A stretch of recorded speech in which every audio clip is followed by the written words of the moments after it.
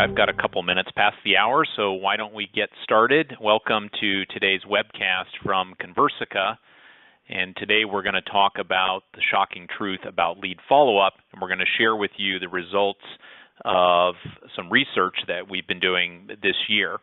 If you haven't already voted in our poll, please do so, and we'll close that in just a second after I introduce our speakers today, and we'll look at the results. So speaking is the guy on the left there. This is Carl Landers. I am the CMO at Conversica, and we'll be hosting our webcast today. Happy to have all of you joining us. Speaking with me today on the webcast will be representatives from our sales and marketing teams here at Conversica. So let me first introduce to you Erwin Martin. Erwin is VP of Sales at Conversica. Say hello to everyone, Erwin. Hello, everyone. Great. It's the first time a salesperson has ever done something I've asked. Gary Gerber represents our marketing team and is a senior director there. Gary, please say hi. Hi, folks. Thanks for joining us today.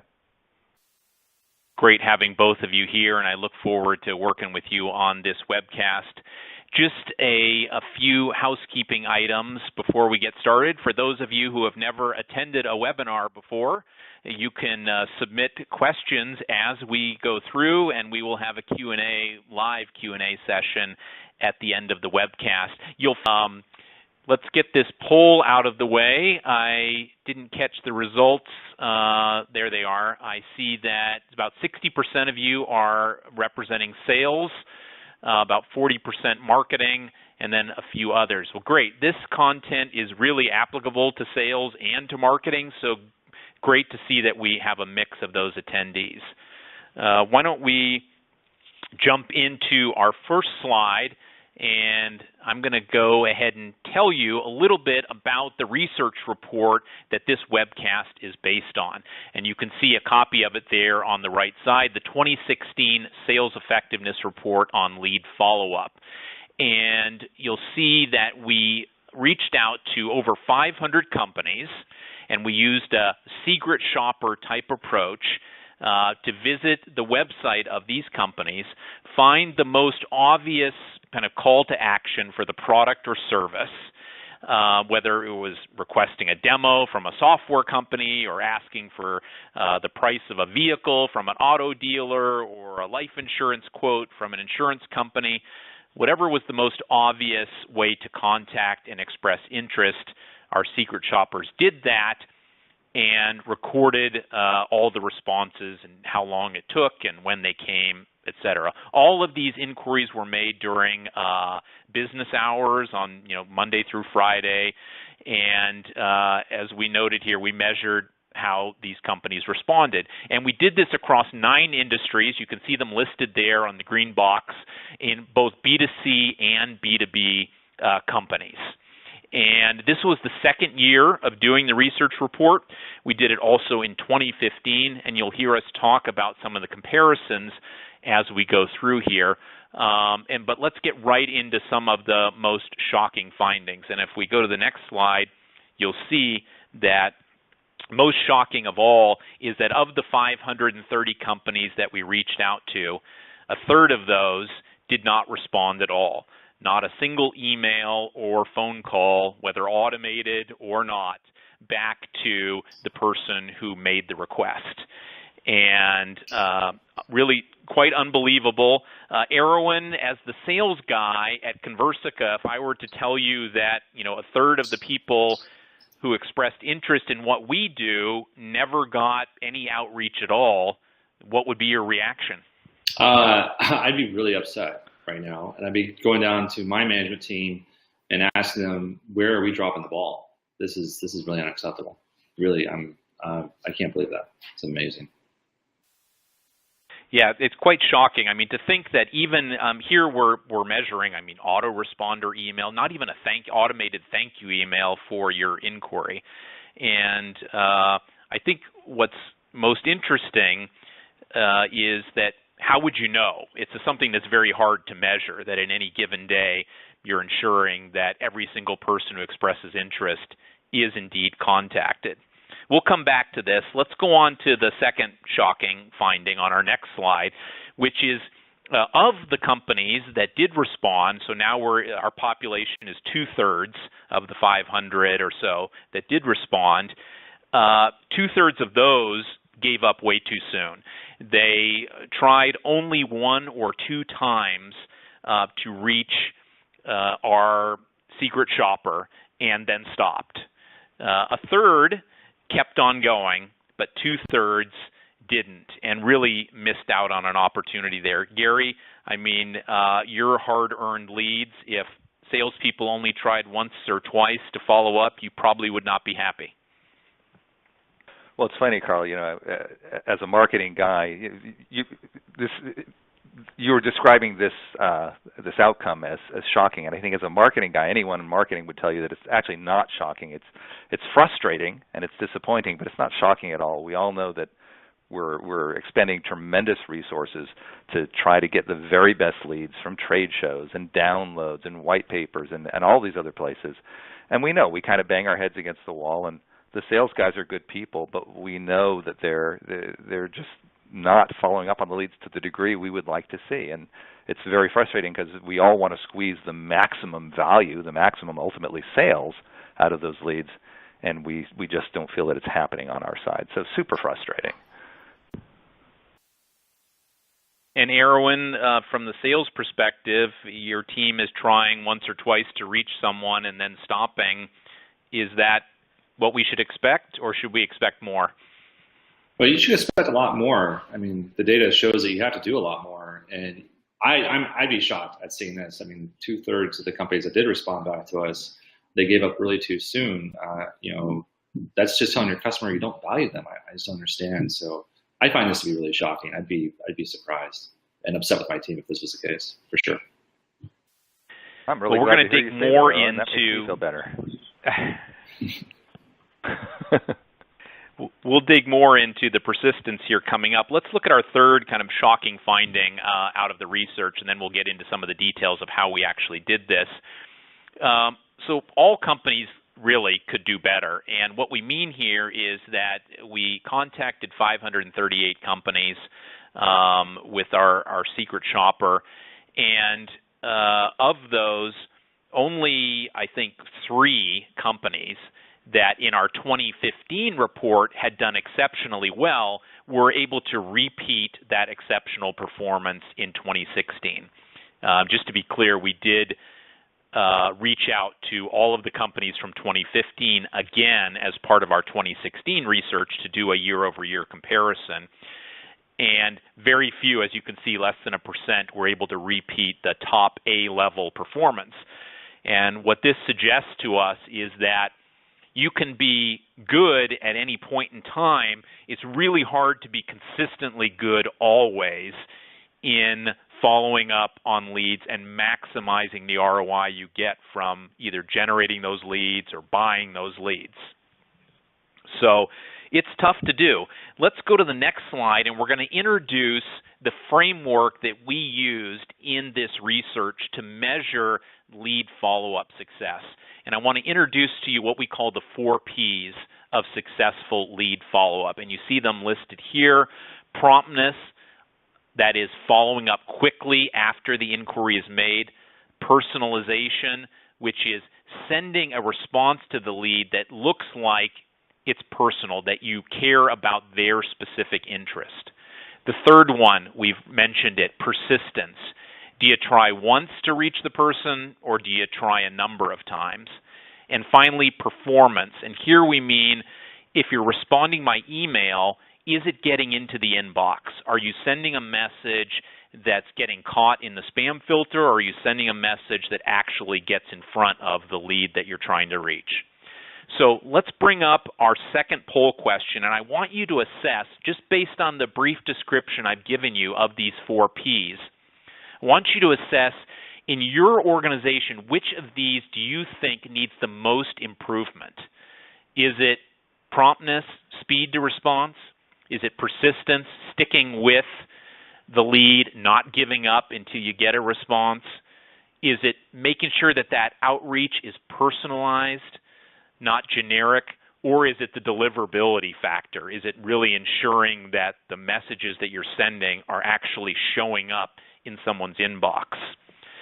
So we've got a bunch of votes coming in. I'll give you a little bit more time to think about that and vote. And while you do, I want to remind you that you can ask questions as we're going here, which gets you to the top of the Q&A queue. So just click Send to Presenters in the lower left and send it over. And thank you, John, who mentioned he's dialing in from a cold Montana, and Luz, who's coming from Spain. Great to see you on the webcast.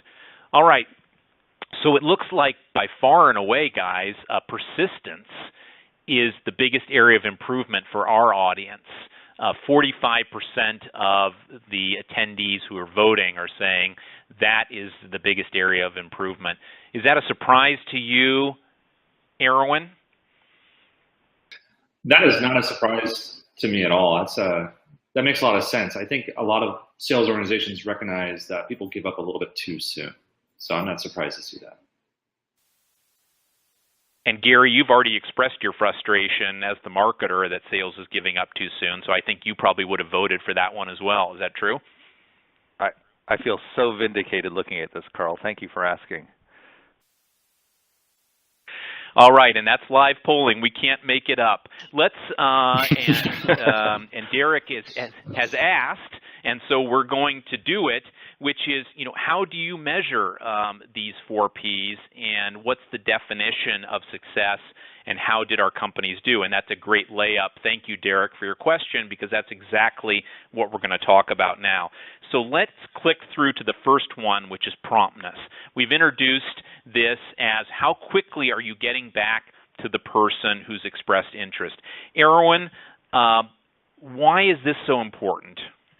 Well, it's so important because as the salespeople on this webinar know, time kills all deals, and it starts when the lead submits the request form.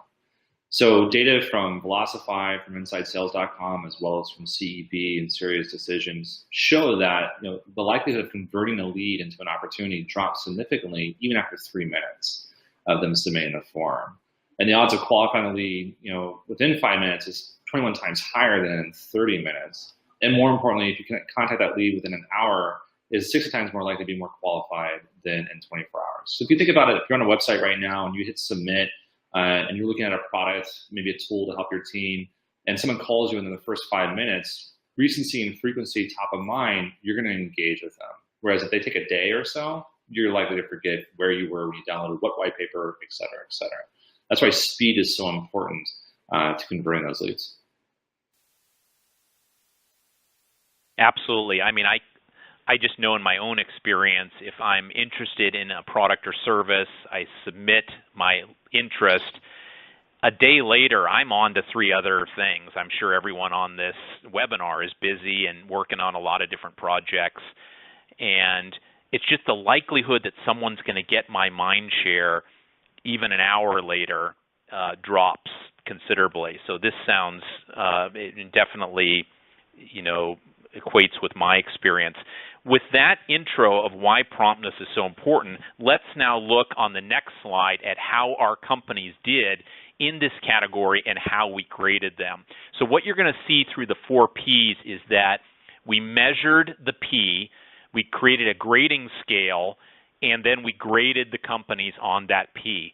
So you'll see that the chart in the lower left shows an A, a B, a C, a D, and an F grade using the traditional American school grading system.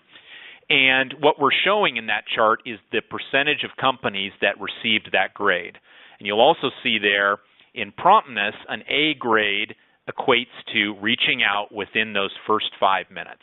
We've seen that that's a best practice, and so companies that did that received the A grade. B, up to an hour. C, up to a day. D, up to a week. Believe it or not, 3% of the companies took longer than a week to reach out with their first kind of personalized response to our secret shopper. So the good news side is that 40% got an A and reached out within 5 minutes. The bad news side of that is 60% didn't. And so their likelihood of connecting with that lead drops dramatically, as we saw on the last slide. What you see on the right is how companies did by industry. So this is the percentage of companies in that industry that scored an A grade. And interestingly, the education vertical, in this year, 56% of the companies in that space got an A grade, and they were also the top industry in last year's report. So something about the education industry, these folks get how important it is to respond promptly. And, it's likely that people who are reaching out are looking at a bunch of different options, and these companies or organizations have figured out how to respond promptly. And it's critical in many of these industries that, people might be making a competitive decision very quickly. I think we were all surprised to see at the right end of that chart, the auto industry, for example. You think of this as I'm reaching out to 3 or 4 dealerships because I want to purchase a vehicle. I'm going to make a decision pretty quickly. I would expect that people would get back to me very quickly, but only a third of the companies that we reached out to, or dealerships in this case, responded within that 5-minute window. So there are the results of promptness. Let's move on to the second P, which is personalization. And Gary, take us through why this personalized outreach is so important relative, to a more generic message. Sure, Carl. Well, I think we've all been in the situation, right? An email is sent to us by a company, and as a marketer, my gut instinct is to be kind of flashy, right? So as a marketer, my gut instinct is to create an email that's beautiful and has a big colorful header and has a wonderful messaging and maybe a bunch of links back to content and all these things that are very exciting for me. But putting myself in the shoes of the receiver, how many of us actually enjoy receiving an email like that has all these flashy things and links and such, but really has nothing to do with me personally? It doesn't in any way indicate how I initiated this conversation, nothing to do with that I downloaded a white paper, nothing to do with my personal interest, maybe even doesn't have my name, right? It's hi, thanks for downloading the white paper, or anything like that. None of us like receiving that, and at best, we feel, well, this really doesn't relate to me, and we're disappointed, and at worst, we might even be somewhat insulted because we don't feel that the company cares about us. So personalization is actually, contrary to my marketing gut, is actually extremely key. It's very important that the person feel that this is a helpful email and that it's intended for them specifically and meets their specific needs. So as you can see here is an illustration of kind of a hypothetical but a well-constructed personalized email. And as you can see, it says specific contact information. It's not from Joe's auto company. It's from specifically Joe, an individual. And there's a personalized greeting. It doesn't say, dear respondent. It says Amy. So Amy feels that, okay, so these people care about me. And it describes why we're reaching out to Amy. You downloaded a white paper, you scheduled an appointment, or what have you.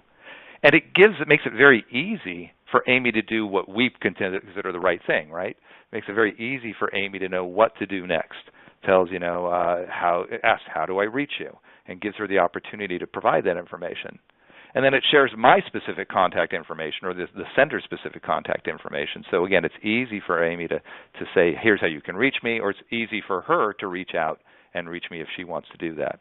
And it's really critical because, as you can see on the left side, if it comes from an individual's address, the likelihood of them clicking through goes up dramatically.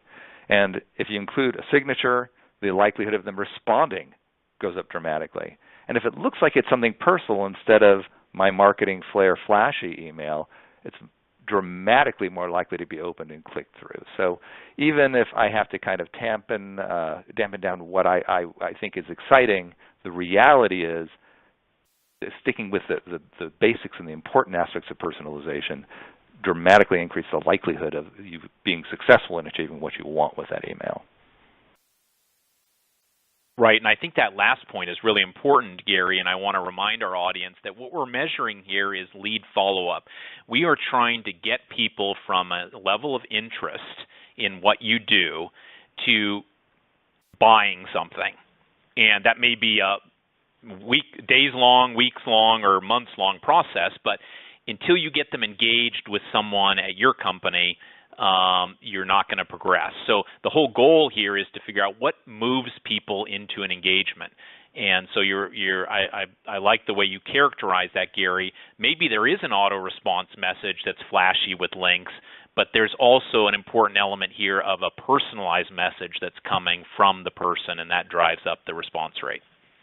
Let's look at how our companies did on the next slide in this year's research. So we're looking at personalization, and once again, the good news, bad news story. Good news is that 53% of the companies, half essentially, had 4 of the 5 personalization elements that we assess and got an A grade, which is great. Unfortunately, the other half didn't, and you can see there's a kind of even distribution against B's, C's, and D's. The good news is that almost everyone had some personalization. There was just 1% of companies that really had nothing at all that was personal about their outreach. Now, if you look at the right side, here's a really interesting finding. If you remember when we were talking about promptness, education was the best of the top 5, and auto was the lowest of the top 5. And here we see a swap. So the auto industry is doing really great with personalization, but taking longer to get it to the inbox. Education responding very quickly, but not as personalized. So we'll see how that sorts out when we get to the overall scores for all of these industries. Personalization drives response, and it's really important. Let's look at the next important P, which is persistence. And we've already spent some time talking about this one. So, Erwin, you were passionate about this from a sales point of view. Why don't you share with our audience why persistence is so important? Well, in this day and age, it's you've got to get to the clutter and get to that lead or decision maker and convert them, and it takes some multiple touches to get there. Data from Implicit, Philosophy, the AISP show that attempting to contact 3 times just isn't enough. If you go beyond that, you're going to double the chances of getting a response. Companies with the fastest growing revenues are more likely to have more attempts, roughly around between 5 and 8. So those companies that are doing really well, they're going after their leads to generate that revenue. And the overall response and conversion rates continue to grow after the 8th attempt and beyond. And what's interesting is that most people, they think, okay, I do 6 attempts, 7 attempts, let's quit, it's too much. No, there's no such thing as too much. You have to get to a yes or to a no. It's the most valuable thing. As a sales leader, no means great. I don't have to bother you anymore. I can go on after those yeses. So that's why persistent counts. Take it out of the rep's hands. Let the lead or prospect tell you whether or not they're interested or not. So you're suggesting that you keep asking until you get that yes or no, and the no is just as valuable as the yes? I think the no is just as valuable as a yes. And actually, Jill just asked, what's considered a contact attempt? It's an email. It's also a phone call as well, too. It's any way to get there. It could be even an in-person meeting as a contact attempt, but anywhere to get to that yes or no. And no is just as valuable as a yes. Absolutely. And good point of clarification there that when we go to the scoring on the next slide, you'll see that we're counting both phone and email outreach as persistence. So if someone is scored with 10 attempts, it could be 5 emails and 5 phone calls over a 7-day period. We're just totaling up the number of attempts. And Derek asked about LinkedIn. Sure, absolutely. Those would be considered, attempts to reach the person. It could be through other social channels as well. Let's click through to the results here and see how our companies did in persistence. So as we talked about in the early segment of this webcast, not so great. Over half the companies that did respond gave up after 2 or fewer attempts. So if you look at the scoring chart on the lower left, or the grading chart, we see that 55% got a D here, 1 or 2 attempts, and then stopped. And if we look at the best performing companies, 18% of all the companies got an A grade, which we consider to be 8 attempts or more over I believe it's a 3-week period that we measure the number of attempts. So 8 attempts over 21 days or greater gets an A, and that seems quite reasonable. And the research backs that up, that you should really keep trying till 8 or even more. On the right, we see the results by industry. Once again, the auto industry did a good job here, with 40% of the companies in that industry persisting, attempting to reach that lead, making 8 or more attempts. Followed by education. Telecom now shows up here, technology companies, and real estate. And remember, we did 9 industries, so these are the top 5. So the other 4 did pretty poorly on persistence. The challenge with persistence, as we know, is that it places a high demand on your human resources. To make 8 attempts on each person that expresses interest, you need to have the team in place, whether it's salespeople, call center agents, sales development reps, teleprospectors, whatever you call them in your organization, to actually do that, and it's challenging. Let's go on then and introduce the 4th and final P, and then we'll reveal the overall results, and this is performance. So Gary, why is performance or deliverability in this context critical to this overall lead follow-up effectiveness? Well, as the chart mentions, Carl, most people don't realize we all send an email off and we figure, okay, that's going to get where it needs to go, and I'll structure it the way I want to structure it, and it's up to the person on the other end to do what needs to be done. But most people don't realize that on average, half of all business emails that are sent end up in a spam filter. That's consistent across all industries and most organizations. And the reason is pretty straightforward, right? We all, again, putting ourselves in the shoes of the recipient, we all love the fact that spam filters have gotten really good these days, and they continue to get much better and much more sophisticated. But the flip side of that is if I'm on the selling side and I'm trying to get that email through to someone, it's getting harder and harder to do. And in the end, as we said in the final bullet here, it's important to do all the 4 Ps we're talking about. You need to be prompt, right? You have to personalize. You need to be persistent.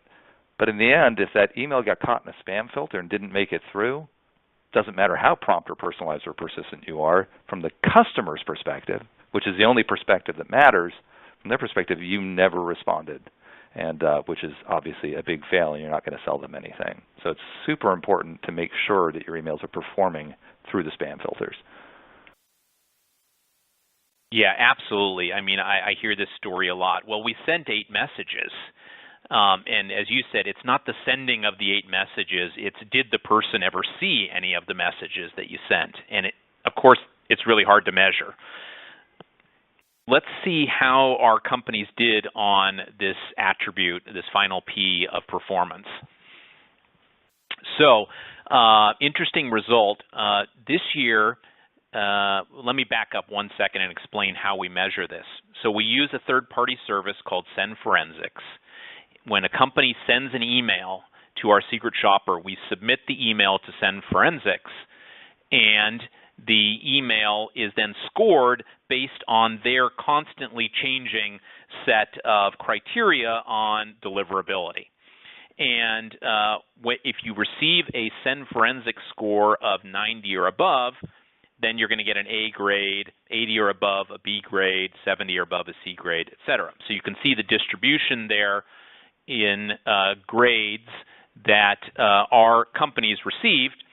And the interesting thing is only 2% got that 90% or above score. Last year, 43% of the companies that we researched received that A grade. So clearly the bar has been moved, because a lot of these emails look like the emails that came last year. When they were scored this year, they scored much lower on the Send Forensics test, indicating that Send Forensics, rightfully is raising that bar every year. It's harder to get a message that doesn't look like spam, and we're seeing that directly in our year-over-year comparison.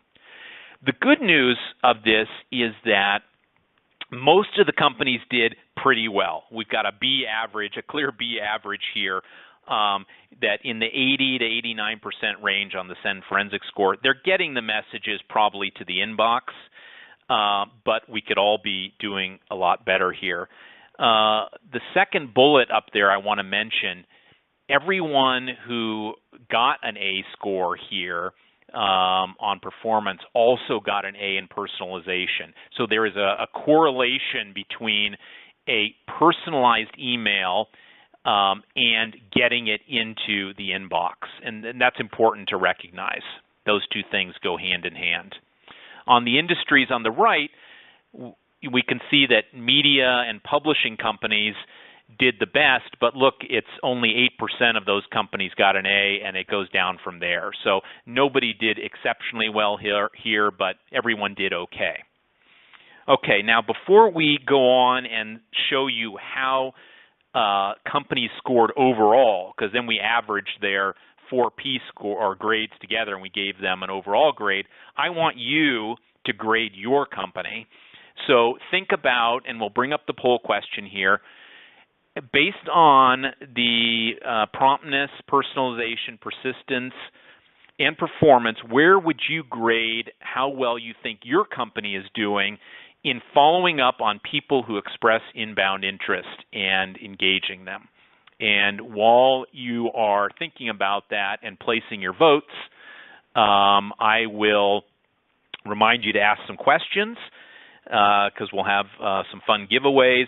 And I will also remind you that if you would like to have your company assessed when we do this again next year and get a personal scorecard on how your company did, we will have a link at the end here in the Q&A session that you can go to and register your interest. And we did include a number of companies this year that asked to be surveyed when we produced the research last year, and we gave them personal scorecards on how they did, and they can see objectively. So here we've got some votes in. It looks like, wow, the largest percent, well, it's changing a bit here, but C's and D's, interestingly, guys, we have 15% think they would get an A, so some confidence there, but also those same percentage would give themselves an F. How do you feel about the poll results coming in, Erwin? I think the poll results are pretty, I think most people know they need some work on some of those P's, so I'm not surprised some people are voting themselves as C's and D's. I'm pretty interested to know who thinks that they're an A, though.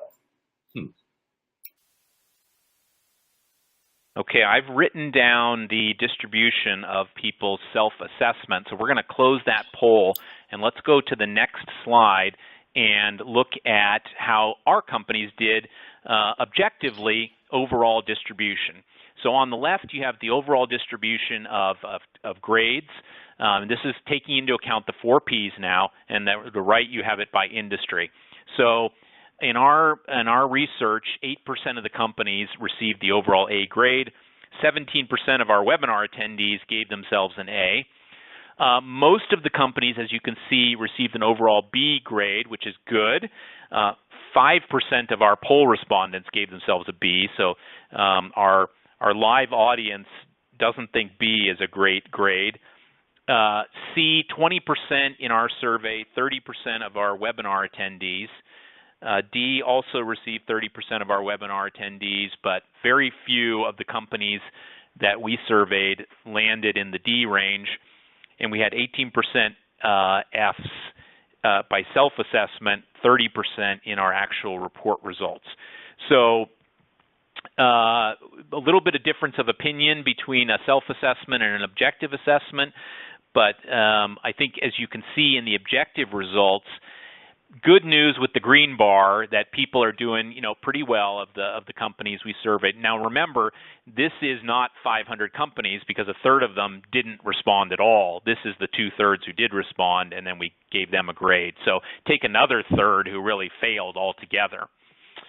If we look on the right side, you can see by industry, and there auto ended up doing very good with almost a third of the companies that we contacted got an overall A grade. Brokerage, not good, no A's. Education, a few. Insurance, no A's. Mortgage and real estate, a few A's. Media and technology, about 10%. And telecom industry, no A's there. So overall scores, lots of room for improvement when we look by industry. So what I think is a great next question to you two, let's move to the next slide and ask, what's getting in the way of companies being able to have effective lead follow-up and get that A grade? Bad leads from marketing? Sales doing their job. Aaron, why don't you go ahead? Yeah. So I think a more appropriate picture here might be finger pointing rather than the guy, hitting himself in the head. But fair enough. Sales, Erwin, start first. What's getting in the way of this A-level performance we analyzed? I think for a lot of companies, it's turnover. I know in our company, we have a very strong, highly motivated SDR team, and they're sought after by my competition. And it's, those kids want to get up and, get promoted, make more money, and go places. And, I can't keep them here locked in chains. So they will end up eventually leaving as my competition or your competitors take them away from me. And vice versa, I'm doing to them as well, too. And that leads into inconsistency in processes, inconsistency in training. And hey, we're salespeople. I'll admit it. I'm slightly lazy. I may do one or two personal messages and then take a shortcut because I've got to hit a number to hit. And at the end of the day, I want to go after the best leads. And I'll tell my guys, hey, I hate to say it, Gary, but sometimes, look, you put lipstick on a pig, it's still a pig. And if it's a pig lead, it's a pig lead. And I want those gold leads. I want the ones that are going to close so much money for me that's what I really want my guys to work after. So yeah, I'm going to be a little biased and cherry pick the best leads before to close those deals. I got numbers to hit, man. Can't wait.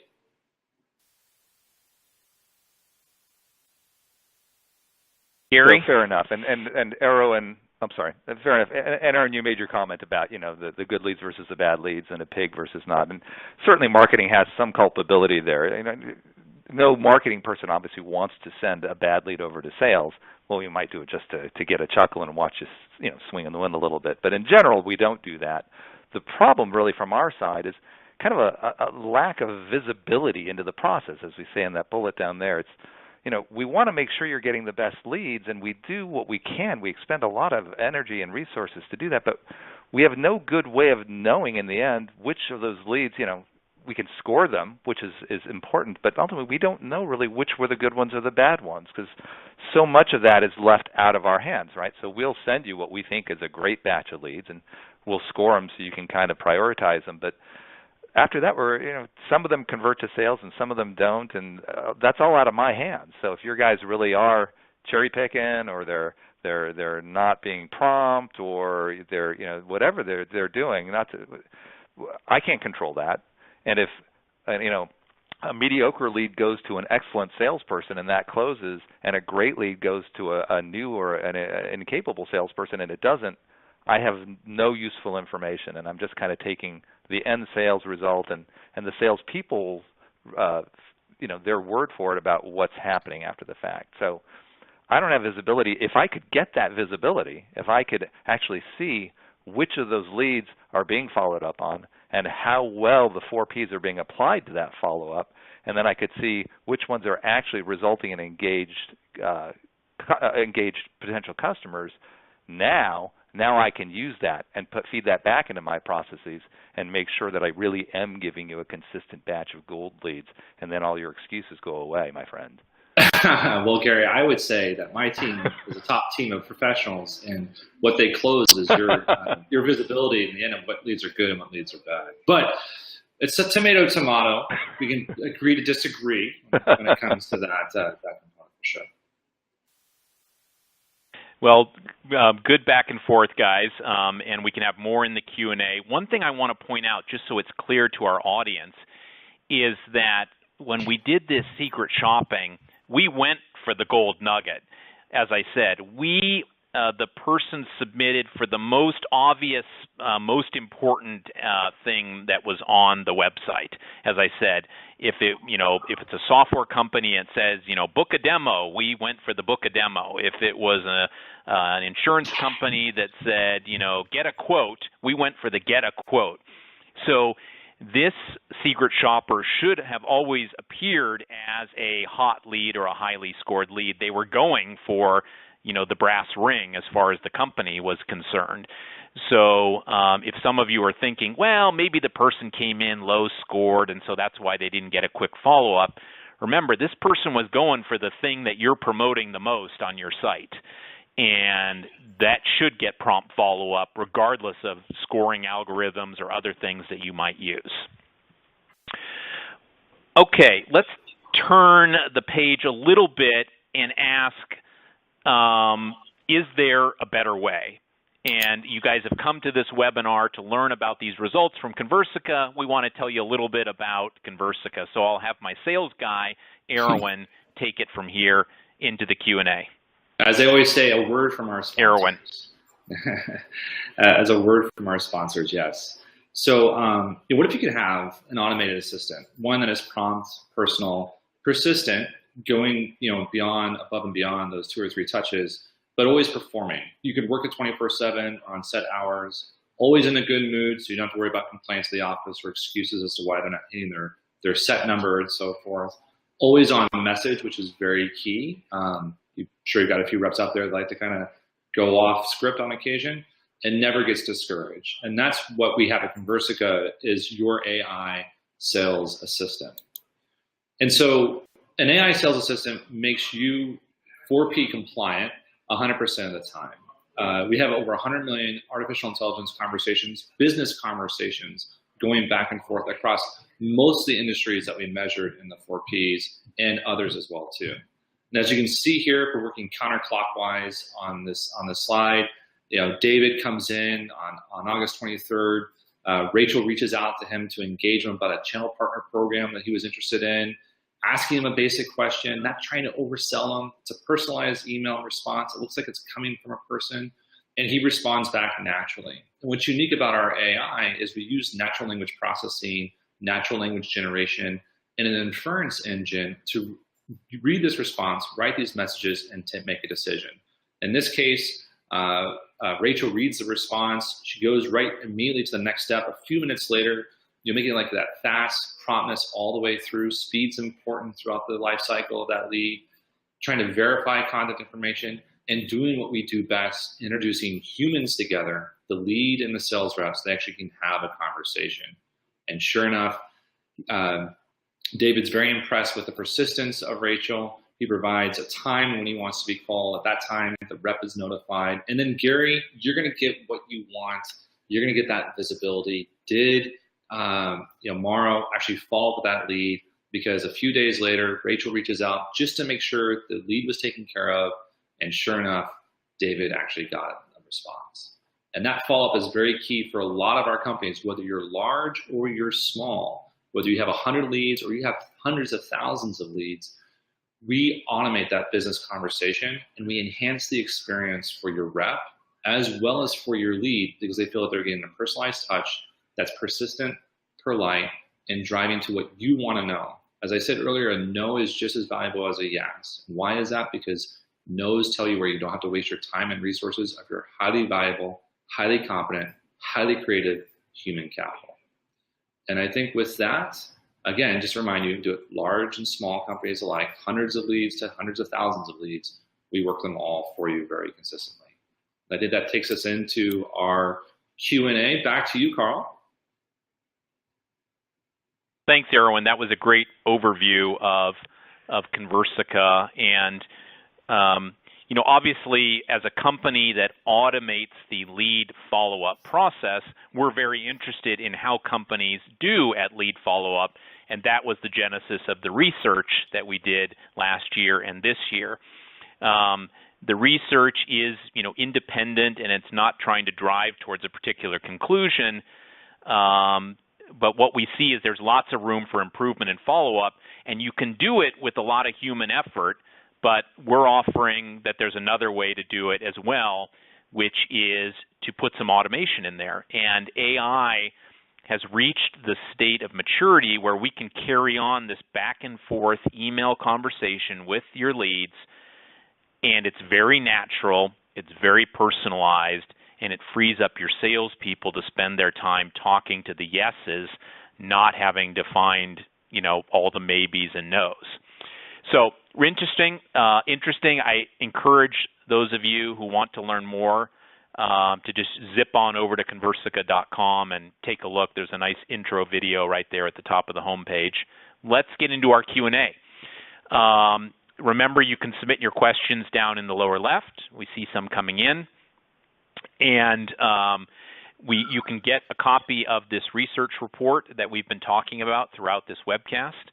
In fact, why don't we just push a link to it right into the chat window, and there it is. We're going to send you a link as well in a follow-up email, but if you want to access that research report right now and have a look through, you're going to see all the detail behind what we've talked about in this webcast, and there's a link to click over there in the chat window. Also, while I'm just making the closing pitches here, if you're interested in having your company assessed and getting an objective scorecard on how well you're doing at lead follow-up, you can see the URL there on the right side of your screen, con.ai/4P assessment request. Go there, just register your interest, and when we do the next round of assessments, we'll include you and send you a personalized report for your company. And you can decide, depending on how that turns out, whether you want to keep it to yourself or share it with others in your organization. With that, questions. So, Erwin and Gary, you've been looking at the questions as they've come in. While I'm talking here, did you want to answer some of them?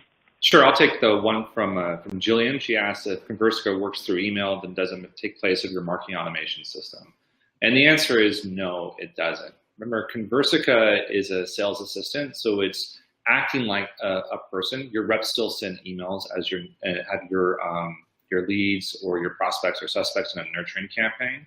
The AI is the same way as well too. If anything, what the AI is doing is it's freeing up your humans to work the phone call, the phone channel, and we'll work the email channel on behalf of them. So you're getting the consistency in the messaging, you're getting the persistency in messaging, and you're getting rid of some of that human bias of judging leads and letting the AI actually make the decision for your reps. So you keep using the market automation, keep using Conversica and line with that as well too, and just free up your reps to get on the phone, make those dials, go and steal the channel.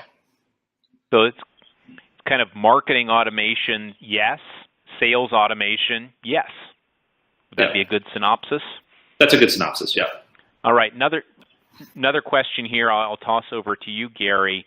A reasonable point being asked. I understand all the 4 Ps are important, but with bandwidth issues, prioritization of budget, where should someone start first? I guess my addition to that is, which is the easiest one to improve first? Fair enough. So obviously, we're Conversica, so ideally you'd attack all of them at once by automating it. But understandably, the person is asking a question, kind of given what I have, without moving into full automation, what are the easiest ways to attack this? And certainly, you want to take a look at some of the simpler things to touch are things like personalization, right?